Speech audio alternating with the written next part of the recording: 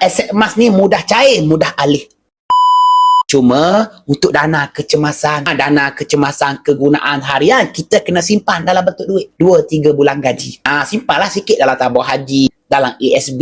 Selebihnya kita tabur kepada grade emas tak salah. Sebab apa? Sebab apa saya berani cakap macam tu? Contoh kan, tuan-puan kan, simpan dalam ASB 3 bulan, tabung haji 3 bulan. Selebihnya duit tuan-puan tabur kepada grade emas tak salah.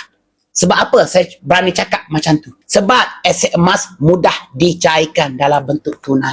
Hanya mengambil masa beberapa minit. Kalau tuan-puan ada tanah, rumah, kebun, paling kurang nak ditunaikan mengambil masa 6 bulan. Tapi berbeza. Sebanyak mana kita ada aset emas, mudah ditunaikan. Senang sangat-sangat. Aset emas ni mudah cair, mudah alih. Nak jual mana-mana negara, tiada batas sempadan. Sebab emas mata wang antarabangsa. Mata wang antarabangsa ni tuan-puan, kita pergi dekat Indonesia, Brunei, Singapura, kita jual dekat sana, kita dapat mata wang dekat sana. Itulah maksud emas mata wang antarabangsa. Jadi tuan-puan, follow saya, terus hubungi saya. Nanti saya guide cara menabur emas dengan cara yang betul. Buat dengan ilmu, insya-Allah.